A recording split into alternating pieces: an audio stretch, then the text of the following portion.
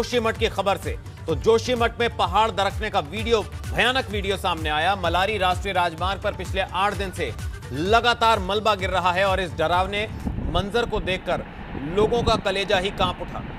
तो पहाड़ी से बोल्डर और मलबा गिरने से धुएं का विशाल गुबार उठा और पहाड़ी दरकने की आवाज दूर तक सुनाई दी गई। यह जगह मलारी राष्ट्रीय राजमार्ग पर सुराई थोटा और तमक के बीच में है। पिछले कई दिन से पहाड़ी से मलबा आने से यह राष्ट्रीय राजमार्ग पूरी तरह बंद है। हाईवे पर वाहन तो छोड़िए, पैदल मार्ग का भी विकल्प नहीं बचा है। आपको बता दें कि यह सड़क समसामरिक दृष्टि से बेहद महत्वपूर्ण है। यह सड़क भारत चीन सीमा को जोड़ने के साथ द्वितीय रक्षा पंक्ति के दर्जनों गांव की लाइफलाइन है।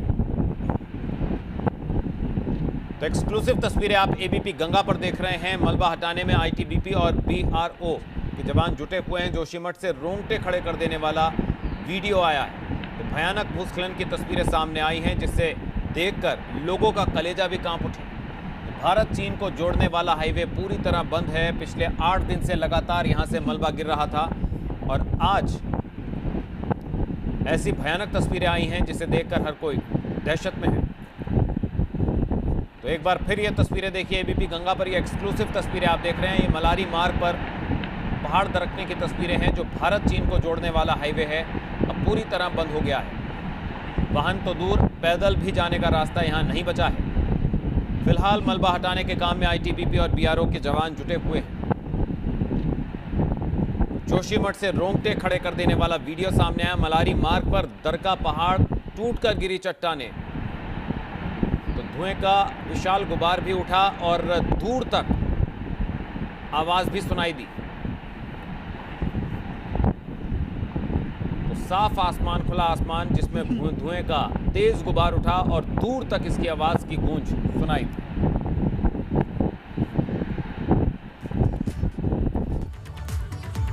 वहीं विधानमंडल सत्र से पहले आज यूपी कैबिनेट की बैठक हुई और यूपी कैबिनेट की बैठक में कई अहम प्रस्तावों को मंजूरी दी गई।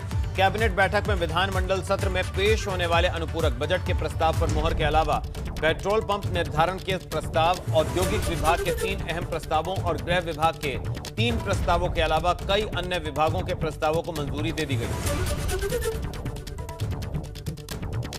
तो इन सब चीजों को लेके इन 3 परियोजना के ऊपर जो आपके पहले गलियों का फसाड का ट्रीटमेंट के निर्माण है उसमें 40.38 करोड़ रुपए। दूसरा जो कार्य है वो है जाने वाले रास्ते के सुदृढ़ीकरण का, वो है 45.76। फिर अगला जो है वो 41.88 करोड़ 41.88 करोड़। तो इनके लिए आया था। ये कार्य पूरा 2022 तक ही हो जाएगा। तो यूपी विधानसभा के मानसून सत्र की शुरुआत होने जा रही है, जो 17 अगस्त से 24 अगस्त तक चलेगा। मानसून सत्र से पहले विधानसभा अध्यक्ष ने सर्वदलीय बैठक भी बुलाई और सत्र को शांतिपूर्ण तरीके से चलाने की अपील।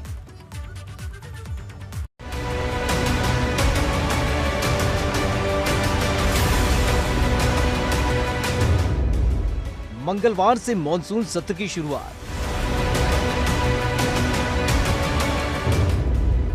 सत्र से पहले सर्वदलीय मुलाकात।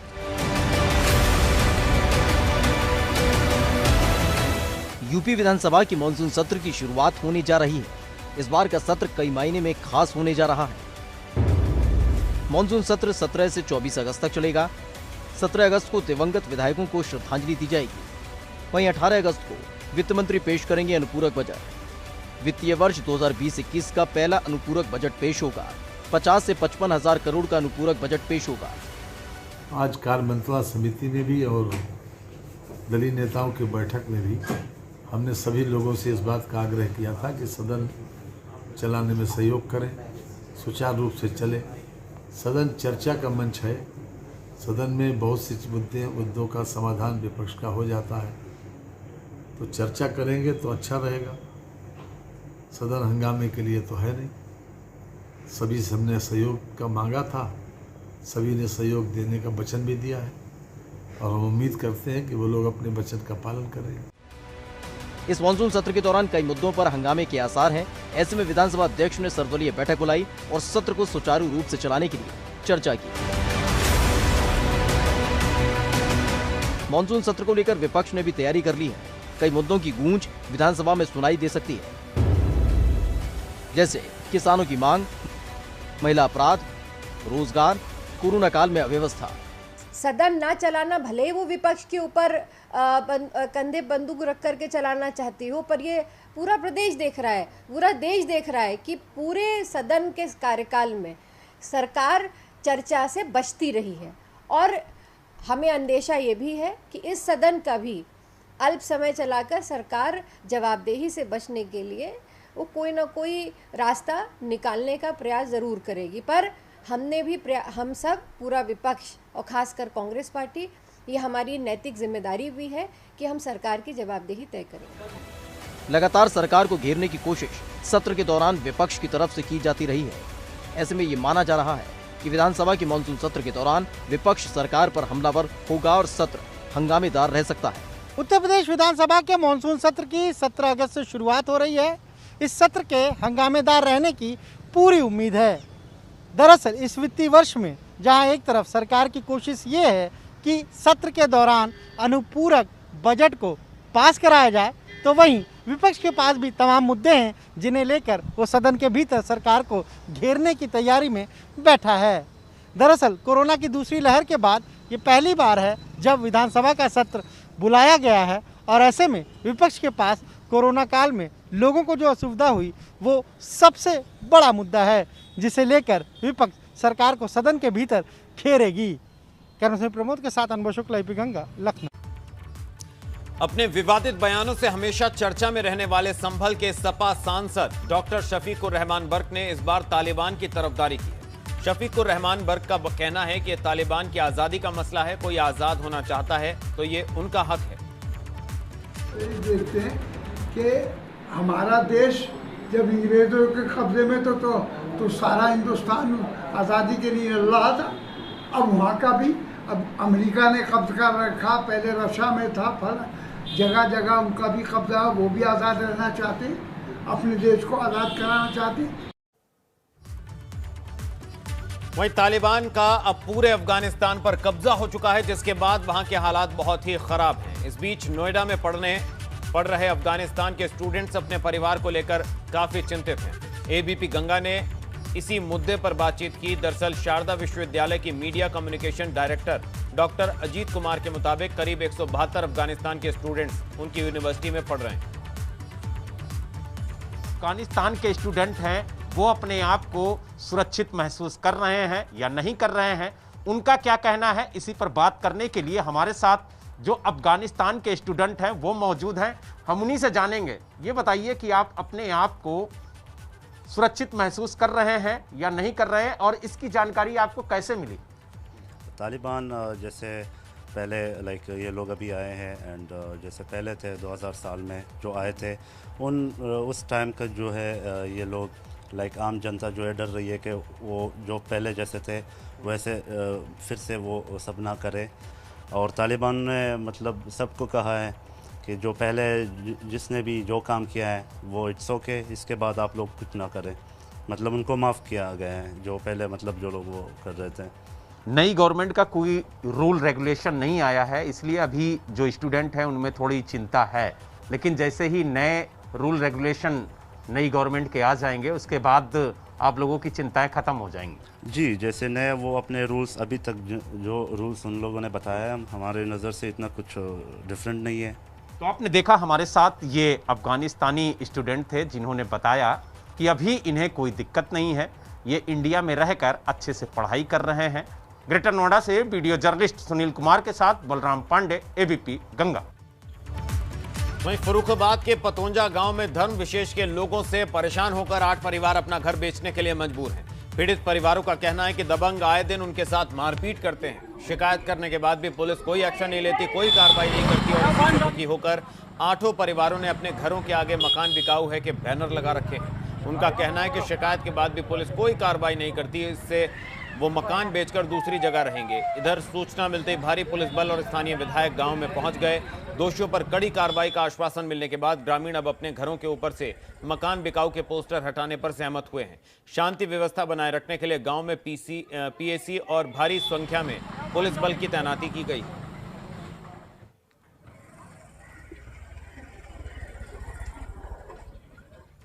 वहीं घोसी से सांसद अतुल रॉय पर बलात्कार का आरोप लगाने वाली पीड़ित ने सोमवार को सुप्रीम कोर्ट के बाहर आत्मदाह करने की खुदकुशी करने की कोशिश की। तो पीड़िता के साथ बलात्कार के मामले में गवाह ने भी आत्मदाह की कोशिश की बताया जा रहा है। आत्मदाह से पहले पीड़िता ने फेसबुक लाइव भी किया था, जिसमें उसने कई लोगों पर आरोप लगाया और फिर खुद को सुप्रीम कोर्ट के बाहर जिंदा जलाने की कोशिश की, जिसके बाद बुरी तरह झुलसे दोनों पीड़ितों को दिल्ली के राम मनोहर लोहिया अस्पताल में भर्ती कराया गया है।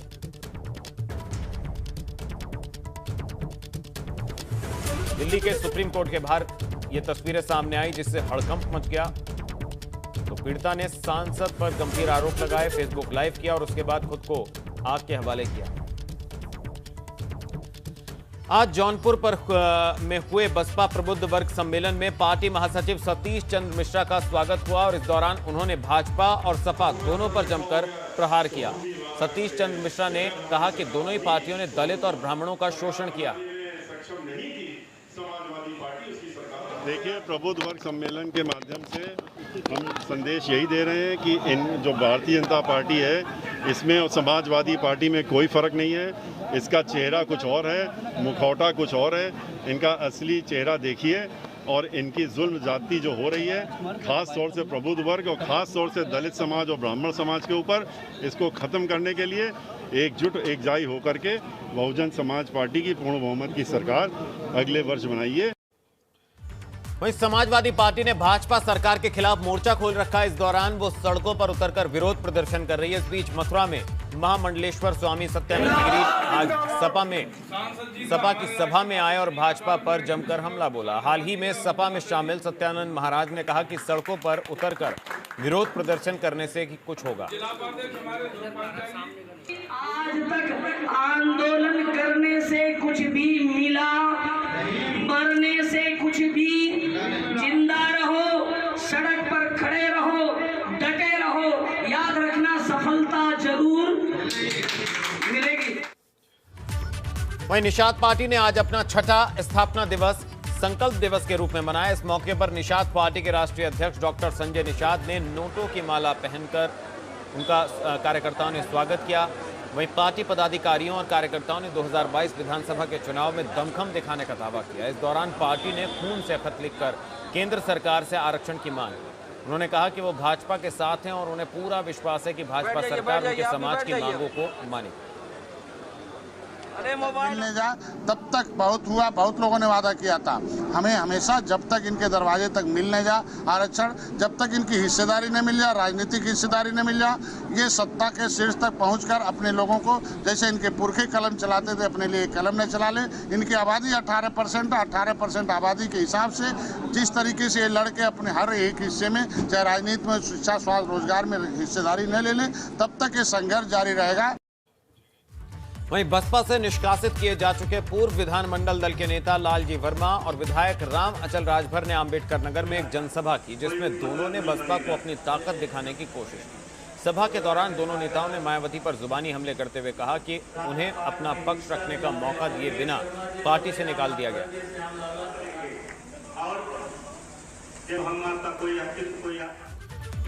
मिशन 2022 को फतेह करने के लिए भाजपा किसानों से लेकर नौजवानों के बीच अपनी पैठ मजबूत करने में जुटी हुई है और यूपी भाजपा के प्रदेश उपाध्यक्ष और विधायक पंकज सिंह ने आज मेरठ में युवा संकल्प यात्रा में शामिल हुए। इस दौरान उन्होंने सपा, बसपा और कांग्रेस पर हमला बोला। पंकज सिंह ने कहा कि आज जब बुलडोजर निकलता है तो जनता समझ जाती है कि कोई तानाशाह मिट्टी में मिलने जा रहा है। भारत माता की। देखिए, लोगों में उत्साह था अपने देश पर जिन्होंने अपना जान न्यौछावर कर दिया। ऐसे शहीदों के प्रति हमेशा हमारे मन में, नौजवानों के मन में सम्मान है। हम सब लोग उनका कृतज्ञ हैं, उस परिवार के प्रति कृतज्ञ हैं और इसीलिए वहाँ से हमने यात्रा स्मारक से प्रारंभ की और यहाँ तक अमर जवान जो ज्योति है वहाँ तक हम सब लोग आए हैं। नौजवानों में उत्साह है और आज ये उत्साह राष्ट्रवाद का उत्साह है, भारत माता की जय का उत्साह है। और जो आज़ादी का जो हम लोगों ने 75 वर्ष मना रहे हैं, अमृत महोत्सव मना रहे हैं, वह उत्साह है। वहीं लखनऊ से निकली जन आशीर्वाद यात्रा अयोध्या पहुंची। अयोध्या पहुंचे केंद्रीय वित्त राज्य मंत्री पंकज चौधरी रामलला के दरबार और हनुमानगढ़ी पहुंचे, जहां उन्होंने दर्शन और पूजन किया। अयोध्या की सीमा से लेकर हनुमानगढ़ी तक केंद्रीय वित्त राज्य मंत्री पंकज चौधरी का भाजपा कार्यकर्ताओं ने भव्य स्वागत किया। हनुमानगढ़ी पर नेता विनय कटियार मौजूद थे और उन्होंने माला पहनाकर पंकज चौधरी का स्वागत किया और हनुमानगढ़ी के दर्शन पूजन किए।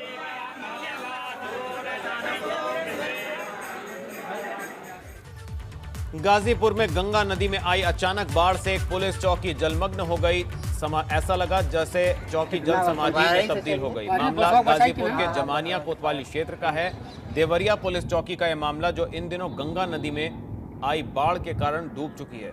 पुलिस चौकी में तैनात पुलिसकर्मियों को कई तरह की परेशानियों का सामना करना पड़ रहा है। पुलिसकर्मियों को गांव के ही एक स्कूल में शिफ्ट किया गया। डॉक्यूमेंट तो पहले। लखीमपुर खीरी में प्रमुख रूप से शारदा, घाघरा और सुहेली नदी पर हर साल हमेशा कहर ढाती है। इस बार भी नदियों के कटान से सैकड़ों एकड़ फसल योग्य जमीन नदी में समा गई।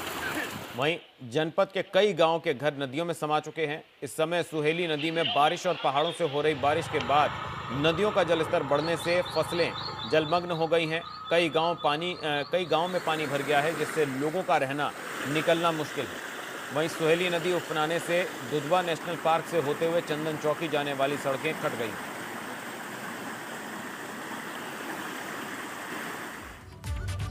प्रदेश में तमाम नदियों का जलस्तर बढ़ने से उफान पर हैं। ये बदायूं की तस्वीर हम आपको दिखाने जा रहे हैं, जहां गंगा के कटान से गांव वाले दहशत में हैं। कटान को देखते हुए लोग अपने मकानों की ईंटें निकालने लगे हैं। यहां उसहैद क्षेत्र के करीब 20 गांव खतरे की जद में हैं, जहां तेजी से कटान हो रहा है। वहीं खेत से लेकर घर डूबे हुए हैं। लोगों का पलायन तेज हो रहा है और लोग रात में भी जाग रहे हैं। तो कोरोना महामारी के कारण करीब 16 महीने के लंबे इंतजार के बाद कैदियों से मिलने का दिशा निर्देश जारी होने के बाद जेल में मुलाकातियों की भीड़ उमड़ पड़ी। जेल प्रशासन ने मुलाकात पर लगी रोक तो हटा दी है, लेकिन इसके लिए शर्तें भी रखी गई हैं। देखिए रिपोर्ट।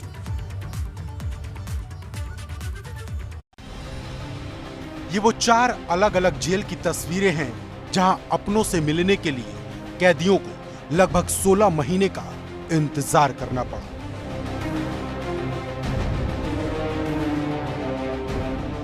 कैदी जेल में अपनों से मिले तो खुशी के आंसू छलक पड़े। दरअसल कोरोना संक्रमण के चलते जेल में कैदियों को अपनों से मिलने पर पाबंदी लगा दी गई थी, लेकिन लंबे इंतजार के बाद अब अपनों से मिलने का सिलसिला शुरू हो चुका है। लखनऊ जिला कारागार में कैदी अपने रिश्तेदारों से मिले तो दोनों के चेहरे खिल उठे। यहाँ पहले दिन करीब 50 मुलाकाती पहुंचे। आज से शुरुआत हुई है कि आप मुलाकात कर सकते हैं। इससे क्या है कि हमारे जो पारिवारिक जो सदस्य थे वो ज़्यादा परेशान थे, घर के लोग परेशान थे, क्योंकि अगर आप फ़ोन कॉल पे जो बात होती थी वो 2 मिनट के लिए, और परिवार के एक सदस्य केवल हम आप किसी को भी यहाँ लाके मिलवा सकते हैं, अपने परिवार के सदस्य 2 लोग को मिलवा सकते हैं। इसलिए ये कि अब हमारा परिवार भी मिल सकता है। प्रयागराज नैनी सेंट्रल जेल में मुलाकात करने वालों को कोविड-19 गाइडलाइंस का पालन करना पड़ा, तो वहीं मेरठ जिला कारागार में भी बंदियों से मुलाकात के लिए परिजनों की भीड़ उमड़ पड़ी। तो वहीं गाजियाबाद की डासना जेल में कैदियों से उनके परिजनों और जानकारों ने मुलाकात की। उसी टाइम तो बहुत परेशानी थी, मगर आज जो मिलाई हुई है बहुत अच्छी मिलाई हुई है।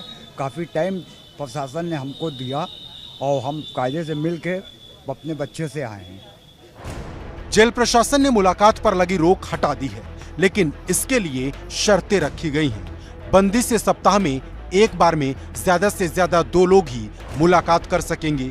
मिलने वालों को 72 घंटे के भीतर की कोरोना की नेगेटिव RT-PCR रिपोर्ट भी साथ लानी होगी। Bureau report, ABP Ganga.